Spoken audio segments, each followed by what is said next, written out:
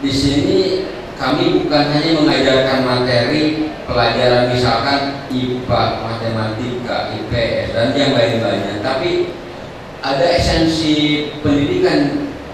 Sebetulnya sih di kurikulum 2013 itu ini sudah disentuh, yang mana lebih ke karakter buildingnya juga kita harus bangun. Bagaimana si anak supaya bisa belajar dengan mandiri.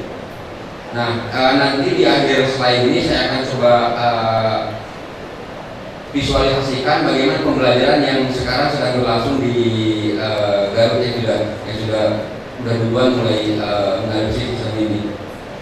Jadi kami itu bisnis untuk mengembangkan sistem pendidikan, tapi kami tidak hanya pure untuk mencari keuntungan, tapi kami memiliki tanggung jawab bagaimana pendidikan ini merata di seluruh Indonesia. Kalau kami berpikirnya bisnis, kenapa tidak kota-kota besar aja yang kami datangi? Surabaya, Jakarta, misalkan Jogja, udah selesai.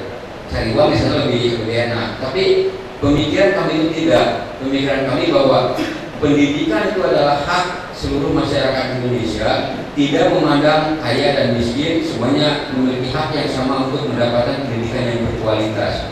Itu tujuan kami. Nah, dalam sistem ini bagaimana kita menerapkan pembelajaran secara proaktif. Si tugas seorang tutor atau pengajar, dia tidak memberikan materi secara langsung, tapi dia lebih menjadi seorang motivator. Jadi si anak yang berpikir sendiri, si anak yang memutuskan sendiri bagaimana dalam menyelesaikan soal-soal yang dia kerjakan. Nah, secara umum, secara keseluruhan, ini yang menjadi visi dan misi kami, bagaimana peningkatan sumber daya nasional ini dimulai dari pendidikan ini, kita kembangkan SDM bangsa kita. Dan selanjutnya, kalau dalam pendidikan ini kita lihat anak-anak bangsa kita itu ada yang berprestasi, kenapa tidak kita support dulu dia mendapatkan pendidikan yang lebih tinggi, kita kasih beasiswa supaya dia memiliki kesempatan yang sama dengan yang lain. Nah, kalau berpikir secara makronya, nanti bangsa ini akan memiliki generasi-generasi yang cemerlang, karena dari golongan yang tidak mampu pun memiliki kesempatan yang sama, dan kedepannya emang di pendidikan itu nggak bisa jangka pendek, kita berapa puluh tahun kemudian baru kelihatan. Nah, dalam sistem kami tadi dijelaskan oleh Pak Nakai bahwa memadukan antara sistem manual dan sistem berbasis IT ataupun dengan internet. Artinya tidak sepenuhnya kita tergantung dengan teknologi informasi, tapi bagaimana si anak bisa aware dengan teknologi, bisa menyadari memahami penggunaan teknologi, dan juga dia masih menggunakan hal yang manual. Ada fungsi yang analog, ada yang manual itu, dan fungsi digital yang menggunakan sistem informasi. Ini peralatan standar yang kami gunakan dalam memberikan materi pelajaran.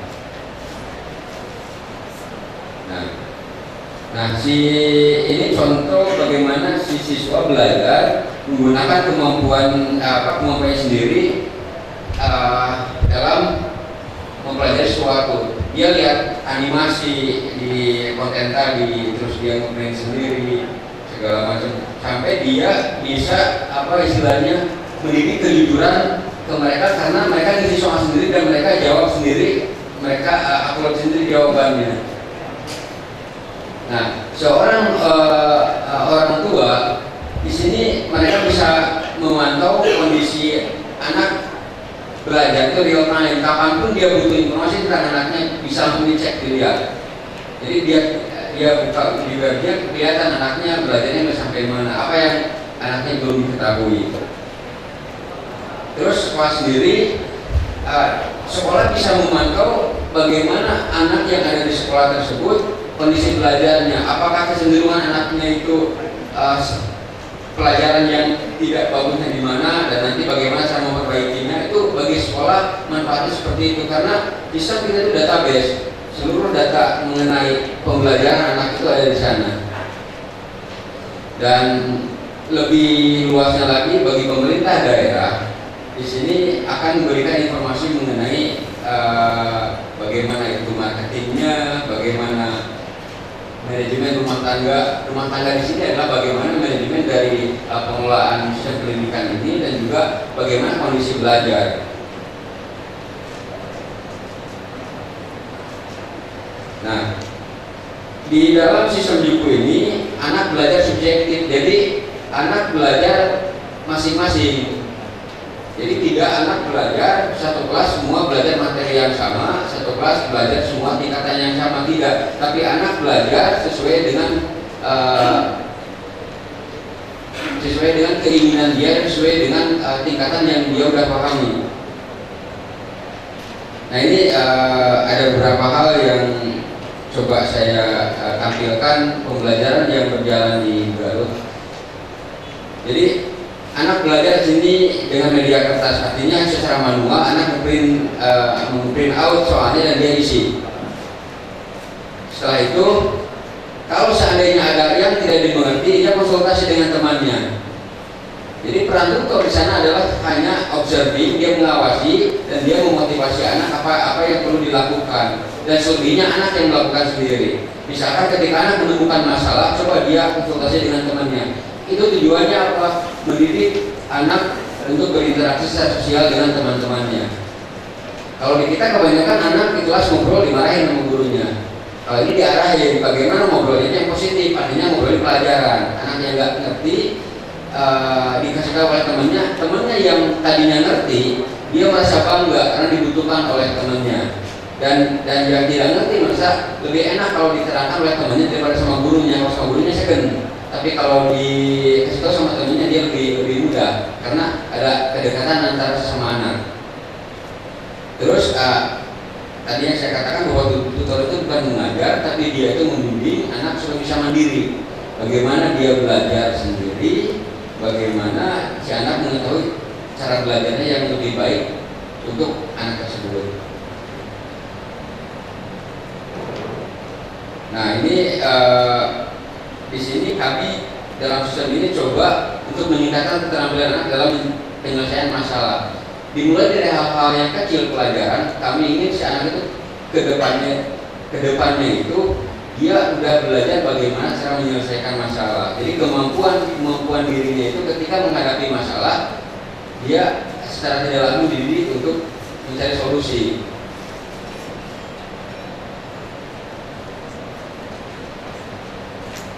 Ini tadi yang saya katakan bahwa si anak itu memahami cara belajarnya dia karena masing-masing anak memiliki gaya belajar yang berbeda. Jadi di sini bukan diajarkan, tetapi mereka akan menyadari dan memahami sendiri apa yang terbaik untuk dia pelajari. Terus mengenai orang tua murid di sini tadi sudah saya katakan juga bahwa seorang tua murid itu dia mengetahui kondisi belajarnya dan juga seorang anak itu alangkah baiknya bukannya dipaksa, disuruh-suruh atau dimarahi, tapi coba diberikan pujian untuk dia belajar. Itu hal yang lebih positif bagi anak ketimbang dipaksa oleh orang tuanya. Itu salah satu sistem yang ada dalam manual kami, bagaimana kami mengarahkan dari mulai pengajar sampai ke orang tua pun pendekatan yang terbaik untuk anak. Tadi sudah saya jelaskan juga, dan juga tadi sudah saya jelaskan bagaimana manfaatnya dari pengembangan pembangunan bisnis pendidikan ini. Industri baru akan tercipta, penyamarataan pendidikan, kesempatan peluang kerja juga terbuka, dan seandainya ada yang berminat dari para pelaku pendidikan, baik sekolah ataupun lembaga bimbingan belajar ataupun pengusaha, di sini kita bekerja sama untuk meningkatkan pendidikan bagi anak-anak dan juga memberikan kesempatan bagi anak-anak itu mendapatkan pendidikan yang lebih baik. Itu tujuan kami. Jadi kalau kita berbicara bisnis murni, pure murni dalam hal mencari uang aja itu tidak cukup dalam bisnis ini. Tapi harus ada kesadaran, harus ada keinginan bahwa pendidikan adalah tanggung jawab kita. Nah ini jadi seluruhnya dari bagian-bagian ini terintegrasi. Bisnis yang kita kembangkan ini bagaimana memiliki nilai tambah.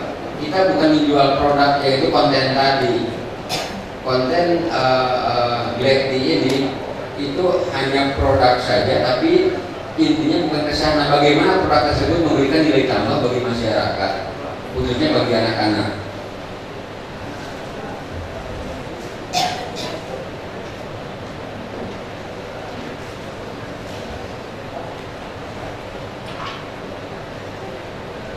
Nah itu tadi sudah saya ulas juga ini mengenai sistem black tea, bagaimana infrastruktur yang dibangun ini untuk meningkatkan pendidikan yang baru di Indonesia dan diharapkan menjadi kekuatan bagi bangsa ini, karena suatu bangsa bisa maju kalau pendidikannya udah meningkat. Jepang saja sama dia bisa menjadi negara maju seperti sekarang ini karena ketika tahun 1945 orang yang pertama dikumpulkan oleh pemerintahan saat itu adalah berapa guru yang masih hidup, karena mereka berpikir ke generasi berikutnya.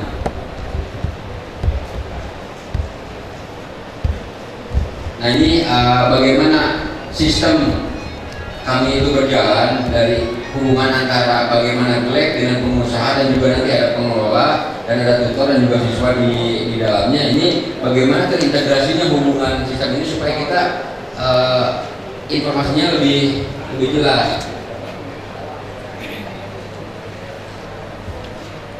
Ini kayaknya kalau step-stepnya nggak perlu bagus saja.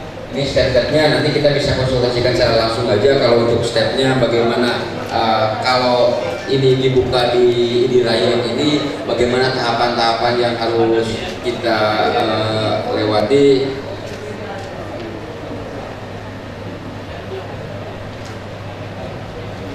Jadi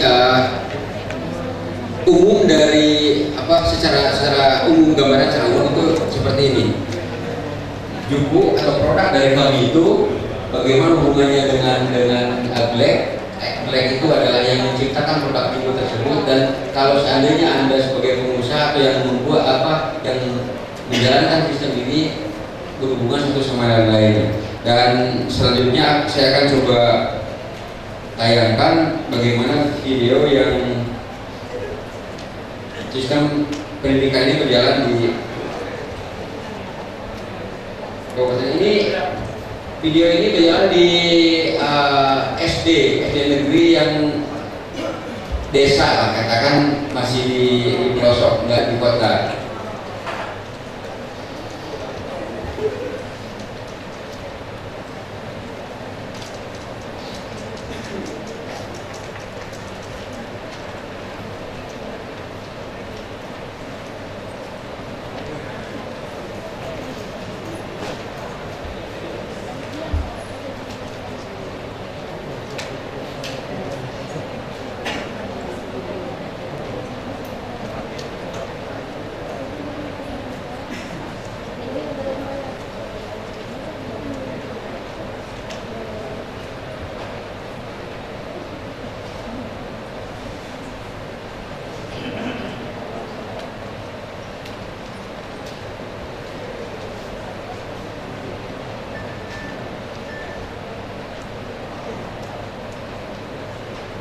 Nah, dalam satu kelas ini ada beberapa anak pada tingkatan kelas yang berbeda. Jadi ketika anak datang, dia udah tahu apa yang harus dia lakukan. Dia ngambil nentengnya sendiri, dia ngambil binner file-nya itu apa yang udah dia pelajari, dia taruh sendiri, dia susun sendiri. Tuh. Terus selanjutnya si anak menuliskan target belajar sendiri. Hari ini dia mau belajar kemana? Tapi dari awal kita tekankan bagaimana supaya anak itu dia memiliki tujuan dulu, dia datang ke sana mau ngapain, mau belajar apa. Kalau targetnya terlalu banyak, si tugas tutor yang memperingatkan kepada anak, jangan terlalu banyak, kamu gak bakal mampu kalau terlalu banyak. Kecuali kalau si anaknya mampu, dibiarin aja. Anak kelas 2 misalkan tadi yang dilakukan oleh Pak Naka itu belajar kelas 3, kenapa tidak? Kita jangan membatasi anak untuk belajar sesuatu, kecuali kalau anaknya belum mampu.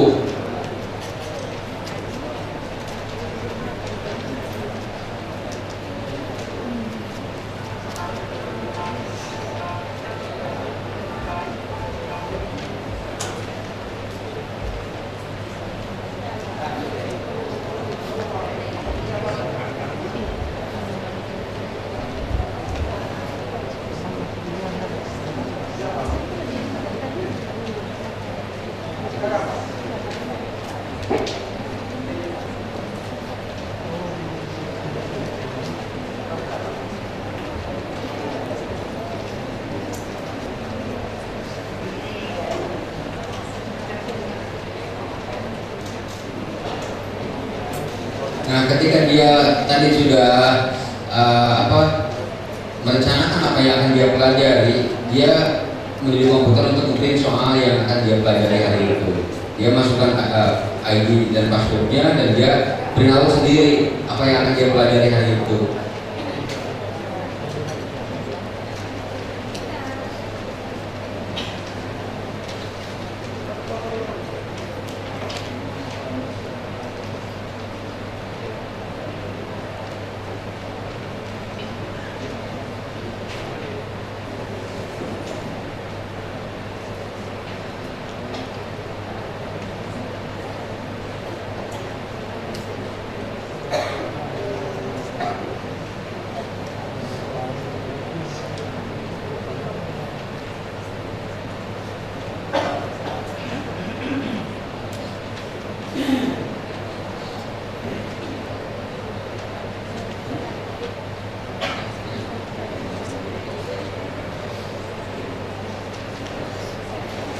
Selesai dia print out, dia kerjakan soal tadi.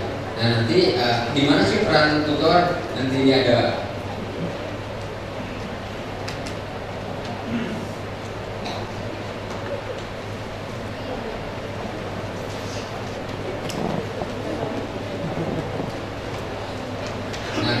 tidak paham, dia buka di tabletnya, di sana sudah disediakan di kontainer tersebut animasi tiap pelajaran yang anak pelajari.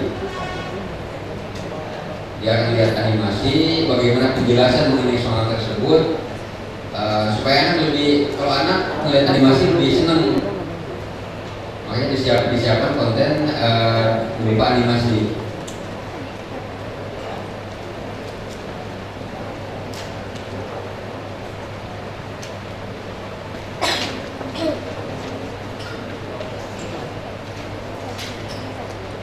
Kalau ada permasalahan, dia coba diskusikan dengan temannya yang udah memahami.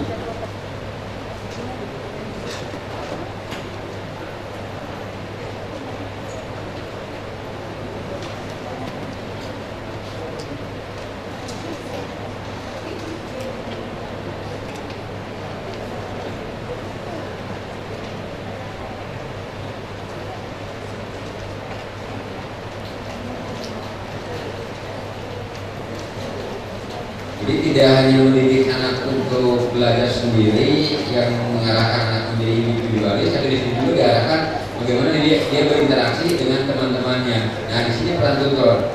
Kalau anak temannya misalkan tadi kurang paham penjelasan temannya, dia akan bertanya ke tutornya.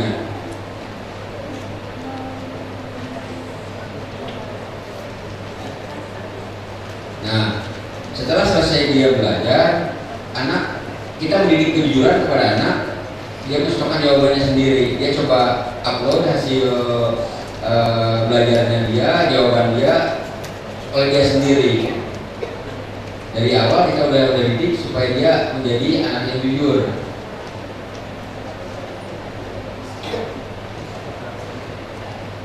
Bagaimana kita tahu bahwa anak itu jujur atau tidak jujur? Lihat hasil kerja yang di kertasnya. Bagaimana digabungkan kertas dengan yang berbasis internet tadi? Apakah sama enggak yang ada di kertas dengan yang di internet itu?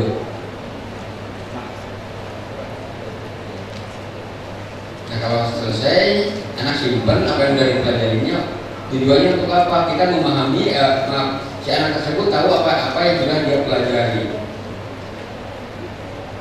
Jadi tujuannya adalah bagaimana si anak itu kita mengetahui dari mulai tingkat dasar, diharapkan sampai nanti tingkat kelanjutan, tahu progres anak apa yang sudah dipelajari, dia punya skillnya ada di bidang apa.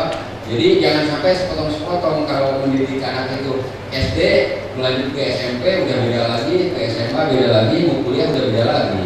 Jadi kita nggak tahu anak ini nggak jelas mau jadi apa. Tetapi dengan sistem ini diharapkan dari mulai tingkat dasar sampai tingkat lanjutan, anak udah kelihatan progresnya di mana. Kira-kira demikian yang saya bisa sampaikan mengenai sistem Bilek ini berjalan seperti apa dan bagaimana bisnis ini berjalan. Saya ucapkan terima kasih atas perhatiannya, dan untuk waktunya kembalikan ke Pak Wilson. Baik. Untuk beri semangat, barangkali kita kasih tepuk tangan dulu. Baik. Saya tidak adil kalau hanya di depan yang bicara. Saya pikir kita butuh ada 2-3 orang ya memberi masukan sebelum kita break ya. Ya, saya punya buku yang sempat saya berikan kepada Bapak Bupati tadi ya, Bapak yang mewakili. Ini adalah hasil kerjasama PPWI dengan Kedutaan Besar Maroko di Jakarta, dan hasilnya berbentuk buku.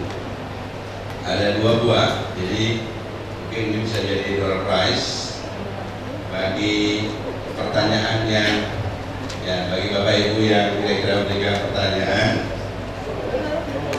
terutama kepada teman-teman bertiga ini, Pak Adaji, Pak Nakai, dan Pak Yaman. Ya. Silakan. Nama saya Zahri, Kepala SMK Negeri 1 Perak Timur.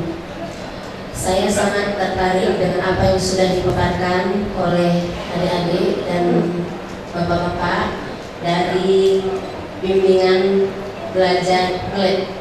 Nah, jadi sangat tertarik, benar sangat tertarik, karena kita lihat kalau di Indonesia dan khusus Aceh Timur, kemudian di lingkungan saya lagi, itu teknologi, pendidikan yang berbasis teknologi. Jadi siswa kadang-kadang memang menyalahgunakan. Nah, jadi menyalahgunakan, maksud saya seperti ini, karena dia sudah memahami teknologi yang luar biasa, tetapi bukannya dia mencari materi pelajaran, malah lebih tertarik dia untuk mencari bahan-bahan yang lain yang bisa dilihat, misalnya ke warnet, dan itu saya hadapi, mungkin pribadi anak kandung saya sendiri juga seperti itu. Nah, jadi dalam hal ini, kalau memang ada kerjasama dengan bimbingan belajar Bilek, itu saya pertama ingin bergabung. Kemudian yang ingin saya tanyakan di sini, dalam bimbingan yang adik-adik atau bapak jalankan, baik itu di Jepang ataupun di Jawa yang dari bapak ini, tentu saja anak-anak dalam satu kelas, karena itu bergabung ya, kelas 1, kelas 3, ataupun SMP kelas 1, jadi tingkatan kelasnya itu tidak dibedakan. Yang pertanyaan saya di sini adalah, apakah bapak ibu atau adik-adik di dalam membimbing anak-anak itu, kita tahu memang anak-anak banyak watak sikapnya itu, karena tadi sudah disampaikan, yang penting yang pertama adalah anak-anak bersih, yang kedua disiplin, dan yang ketiga berterima kasih. Nah, jadi di sini di timur, di wilayah kami, khusus di lingkungan saya atau sekolah yang saya pimpin, poin 2 dan 3 itu sama sekali tidak ada. Jadi poin kedua, disiplin dan berterima kasih, itu sangat-sangat sulit. Nah, jadi apakah adik-adik dan bagaimana caranya jika di dalam siswa, di dalam bimbel itu ada yang poin 2 dan poin 3 itu tidak dikuasai atau tidak ada, jalan apa atau langkah apa yang akan adik-adik tempuh? jalan apa yang harus kita terapkan. Nah, kemudian satu lagi, apabila ada siswa yang teknologinya itu sudah melebihi rekan-rekannya, sudah, kalau kita lihat dia sudah mampu, tetapi dia tidak mempelajari pelajaran. Begitu kita lihat ini saya lihat dengan mata kepala saya sendiri. Saya kebetulan ada datang ke bimbel di kota di Langsa, bimbel Kalumpi apa namanya itu ada. Saya lihat itu bagus. Kemudian ada kita lihat di kelas kita suruh belajar, tetapi pada saat print out-nya itu bukan soal yang di print out. Begitu kita lihat sudah Naruto, sudah ada gambar-gambar yang lain. Nah, jadi di sini mohon masukan, dan juga saya kepingin terutama khusus untuk pribadi anak kandung saya sendiri dan untuk siswa yang ada di lingkungan yang saya pimpin nanti, saya pertama sekali ingin bergabung kalau memang ada di Aceh Timur. Dan ini saja, mohon dikasih masukan untuk kami langkah apa yang kita tempuh jika siswa tidak menguasai atau tidak ada butir kedua dan butir ketiga, disiplin dan tidak berterima kasih. Itu saja. Assalamualaikum warahmatullahi wabarakatuh.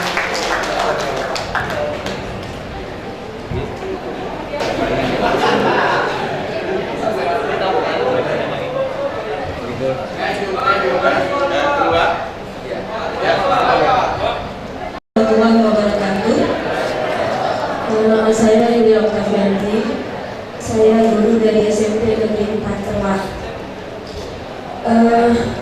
Saya memperhatikan tadi pada saat bimbel yang ditayangkan, itu semua siswa menentukan sendiri apa yang ingin dipelajarinya. Saya pernah mengajar bimbel di Banda Aceh. Waktu itu kami memang tidak membedakan antara kelas. Tapi ketika kita memberikan kesempatan dia memilih, si anak sering sekali memilih seperti yang dikatakan oleh Ibu tadi, yang tidak sesuai dengan harapan kita. Itu satu, bagaimana kita mengarahkan supaya si anak memilih sesuai dengan harapan tutornya gitu. Kemudian yang kedua, kurikulum 2013 diinginkan agar siswa kita itu punya kepribadian, punya suatu akhlak yang mulia. Saya lihat kalau dengan bimbel ini belum nampak adanya seorang tutor memberikan sesuatu yang membangun akhlak mulia dari diri siswa gitu. Kemudian saya pribadi sangat mengharapkan kami dijadikan sebagai partner Anda, karena kami di sini belum ada bimbingan terutama di Perlak.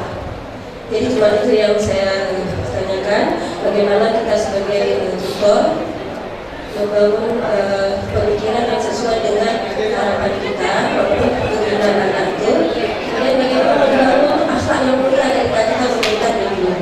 Demikian. Assalamualaikum warahmatullahi wabarakatuh.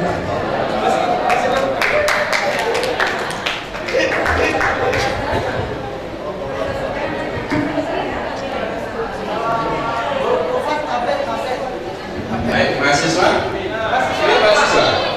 Di belakang itu ya, yang tinggi ya. Silakan maju ke depan.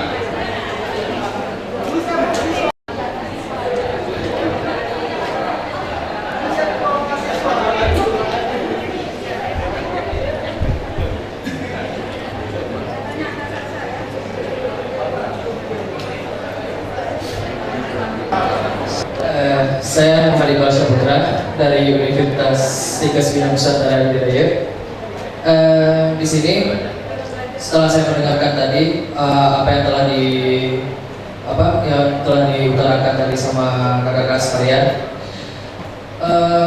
saya sangat setuju ya. Apalagi saya mengalami sendiri ya. Saya mengalami sendiri bagaimana sih pengalaman saya di bidang komputer itu dan di bidang teknologi yang saya kembangkan sendiri. Saya melihat banyak, karena saya operator warnet juga, saya melihat banyak itu anak-anak itu menyalahgunakan setiap fasilitas internet yang ada.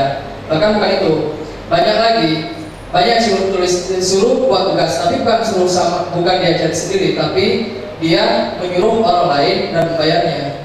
itu sama sekali tidak bisa kita terima. Karena yang saya tahu sendiri, kalau kita memang mau sukses itu ataupun mau bisa dalam satu hal itu, kita harus usaha sendiri. Nggak mungkin kita harus menyuruh sama orang lain. Nah, yang saya setuju, yang saya sangat setuju di sini di program Juku ini, bimbelnya itu di mana diajarkan ke anak-anak yang dini itu, mulai dari dini SD itu, mereka itu mandiri, sehingga besarnya mereka nanti itu udah terbiasa, karena biasa mandirinya itu dari kecil. Nah, yang saya inginkan, kalau bisa bahkan saya sendiri yang baru musik ini, saya ingin sekali bisa jadi motivator untuk anak-anak ini, kita beri bimbingan gitu kan. Sekarang saya melihat sekitar rumah saya tuh banyak juga anak-anak yang gimana, HP-nya kita lihat teknologi tinggi, tapi kadang salah digunakan, nanti dia main game, entah apalah gitu, malah dengar lagu, banyak kan gitu, banyak dengar lagu, nonton, main game, itu doang. Tapi nggak tahu siapa fungsi yang sebenarnya gitu. Nah, pertanyaannya sini, nah, apakah umur kami ini yang masih dalam jenjang pendidikan juga, misalnya dalam jenjang universitas ini, apakah kami ini bisa mengikuti jadi ataupun jadi untuk dibibelkan juga kan? Karena kami juga ada mahasiswa juga kan, banyak juga tuh yang melakukan kalau saya ada tugas suruh orang. Jadi kan kami juga ingin gimana? Yang dalam hati saya sendiri, saya ingin orang yang remaja sekarang juga itu bisa mandiri juga gitu. Karena banyak juga yang nggak mandiri gitu. Apakah itu ada gitu? Program untuk yang dewasa, karena yang saya lihat tadi cuma dari untuk anak kecil ya kan, anak kecil SD, SMP, SMP. Sedangkan yang udah universitas nggak ada gitu. Nah, makanya yang jadi saya tadi itu gitu. Jadi saya pengen sekali, karena dalam hati saya lihat nanti ada teman-teman, bro bagi dong, nggak ada usaha gitu. Makanya itu yang saya inginkan. Apakah ada gitu? Coba itu ya. Terima kasih. Assalamualaikum warahmatullahi wabarakatuh.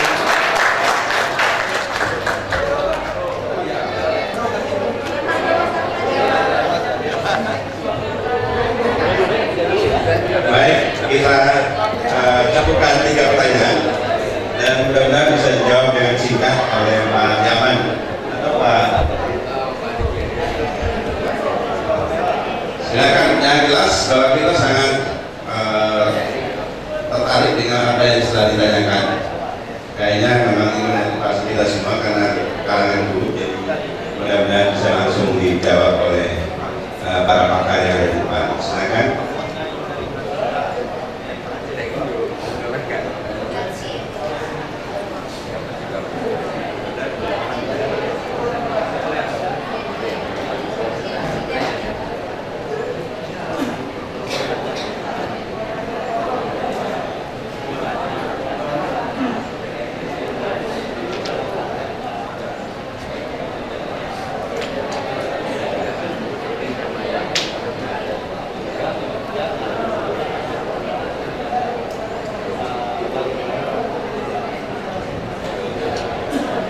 Ya, saya akan coba jawab dulu pertanyaan pertama dari Ibu ya.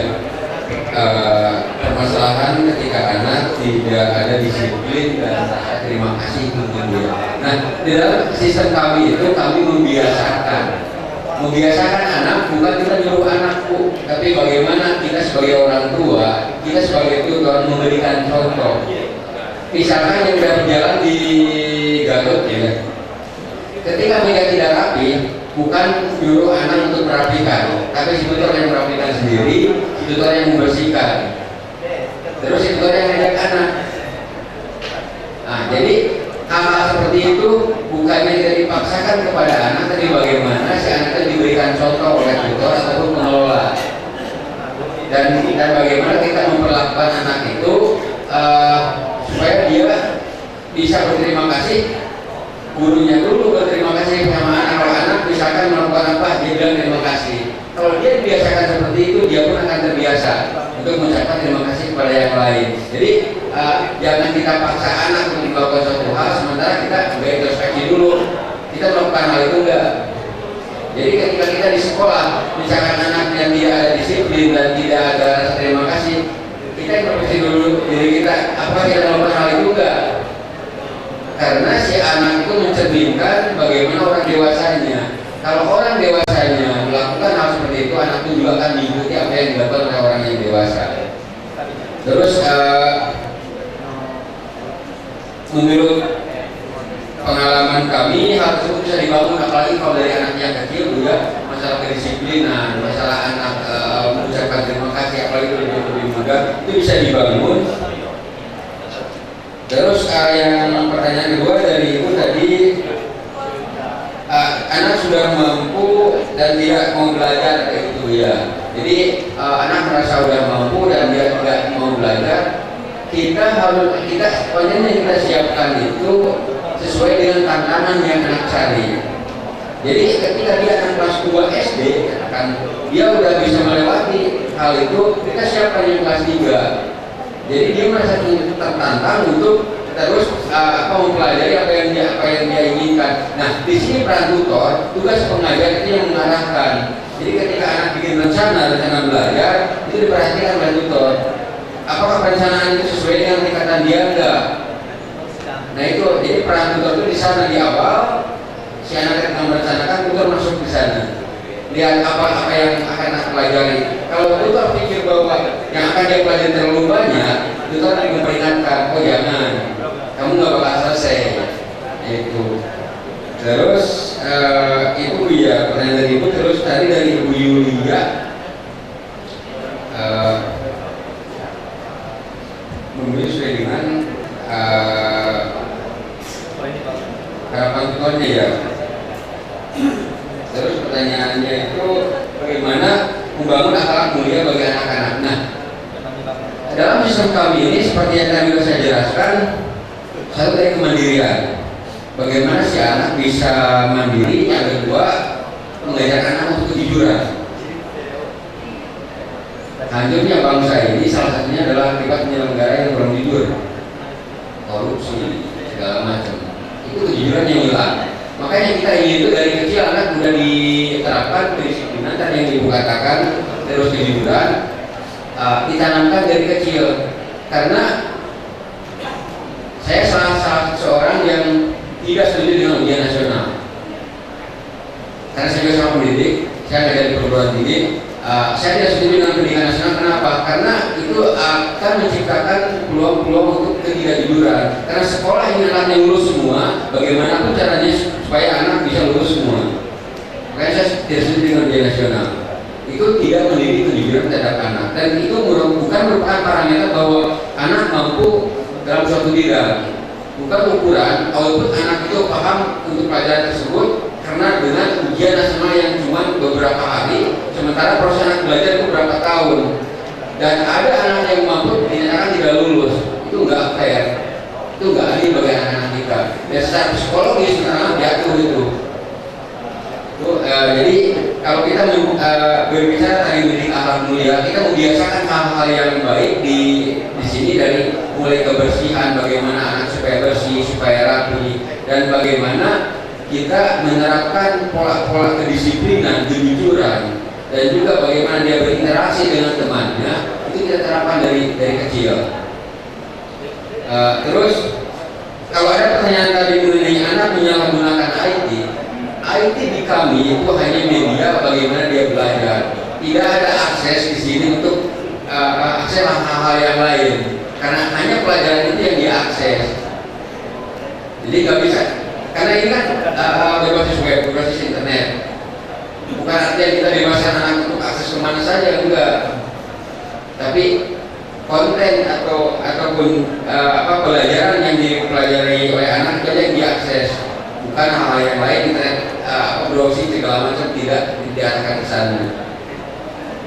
Terus untuk pertanyaan tadi dari adik mahasiswa ya, mengenai apakah mahasiswa bisa mengikuti bimbingan belajar ini? Harapan kami ke depan, kami ingin membangun terintegrasi dasar sampai perguruan tinggi. Tapi untuk sementara ini kita fokus dulu di dasar, dan kita melibatkan juga teman-teman mahasiswa untuk ke tutor.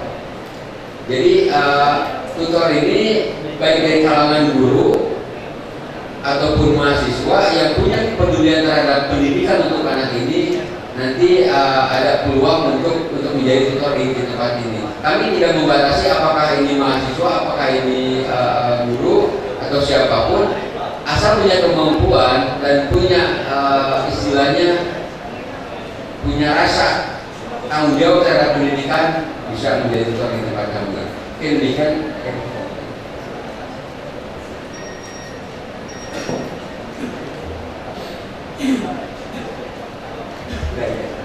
Oh ya, katanya udah cukup. Kata Pak Desi, barangkali cukup ya. Baik, mudah-mudahan sudah menjelaskan apa yang menjadi pertanyaan semua. Dan satu saja yang ingin saya tanggapi, yaitu dari Ibu Sadri, sangat tertarik dengan bimbingan belajar grade, dan kalau memang nanti dibuka di Aceh Timur, ya akan langsung mendaftarkan anaknya misalnya. Saya tadi malam sudah bincang-bincang dengan pihak lab dan teman-teman PPW Aceh Timur.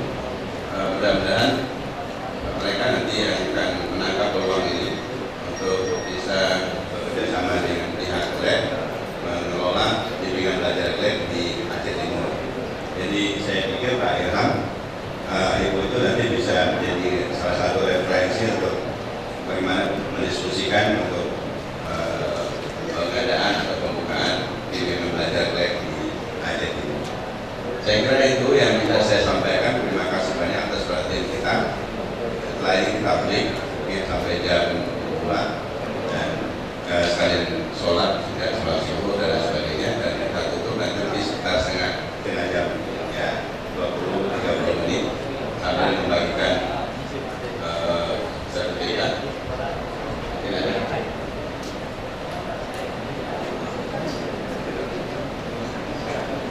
Atau permintaan ditutup aja sekarang? Ya, kalau nanti ya pakai. Oke, baik. Kalau gitu kita selesaikan saja, kita tuntaskan pertemuan kita. Mudah-mudahan sudah tidak ada pertanyaan ya.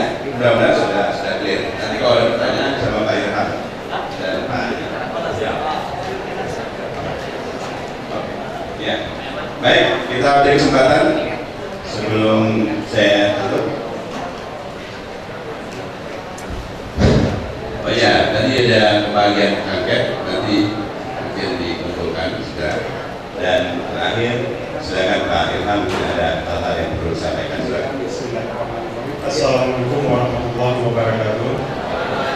Terima kasih, singkat saja, karena memang dari awal kita sama-sama telah memahami apa yang dipaparkan oleh pihak BEM terhadap bimbingan belajar yang insya Allah apabila nanti ini terus kita follow up untuk menentukan bimbingan belajar ini di Aceh Timur, nanti kita akan terus berkoordinasi dengan dinas pendidikan. Dinas pendidikan nanti akan terus melakukan pendalaman tentang pembentukan di Aceh Timur.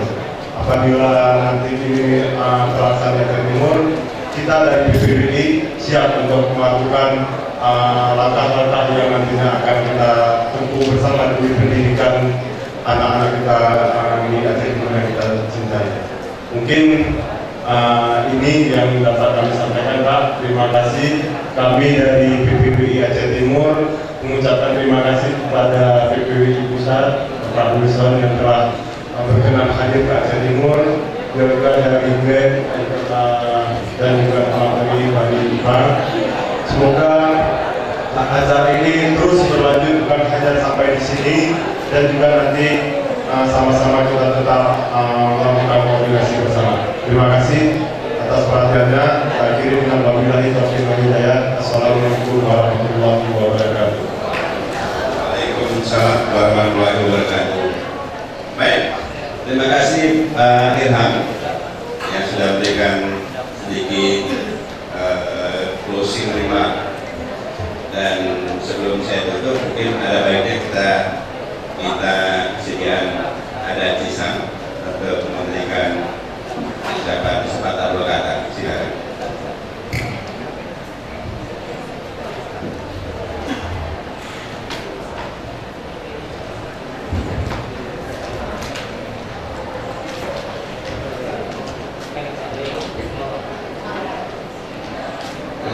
Terima kasih atas perhatian dan mudah-mudahan kita bisa bekerja sama.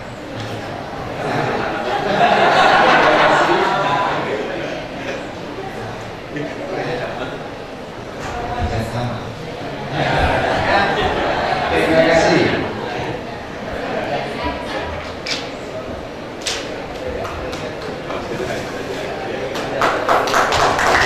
Baik, singkat padat disampaikan dalam bahasa Indonesia Ngoko, bahasa Indonesia asli ya.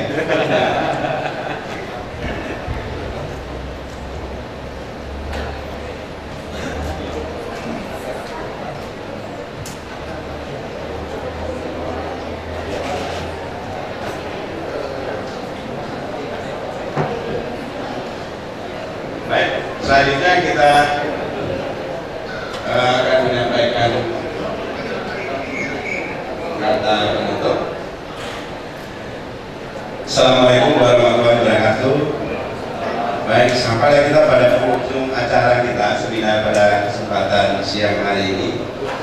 Dalam waktu mungkin 1-2 menit saya mohon kesediaan Bapak Ibu sekalian agar kalau tadi sudah dibuka pagi oleh Pak Bupati, sekarang kita tutup dengan baik.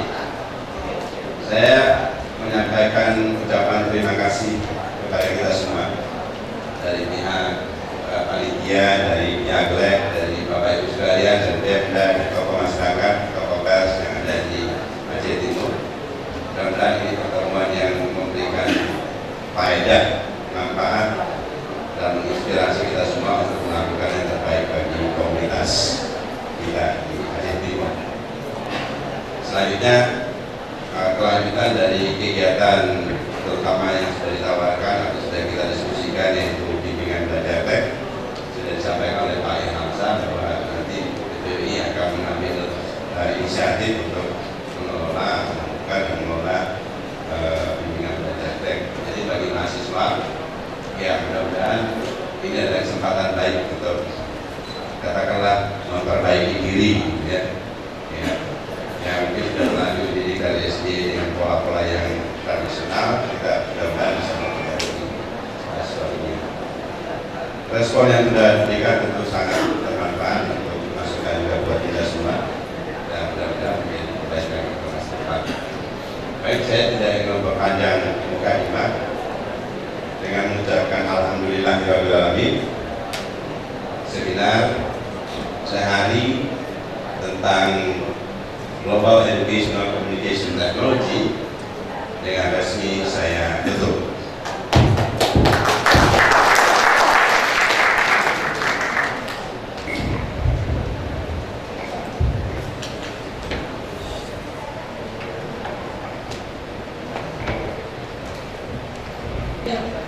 Kita lanjutkan acara berikutnya, yaitu penyerahan sertifikat yang akan dilakukan oleh 2 orang peserta. Dalam hal ini akan disampaikan oleh Ketua Umum PPWI Nasional dan Direktur dari GLEK.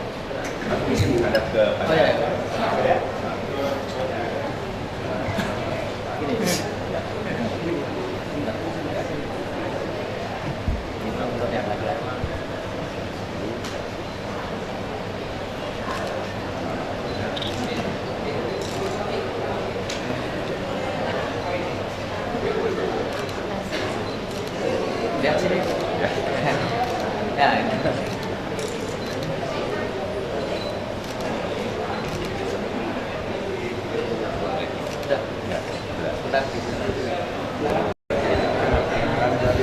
BPI Aceh Timur, terima kasih yang telah bekerja sama souvenir, semoga dapat sama-sama.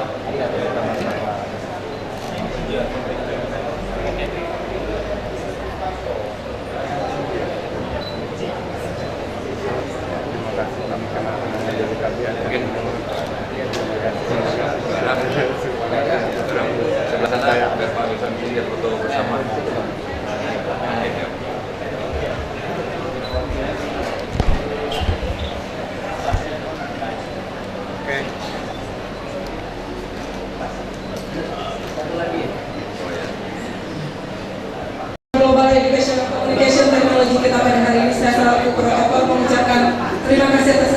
perhatian dan mohon maaf atas segala kekeliruan.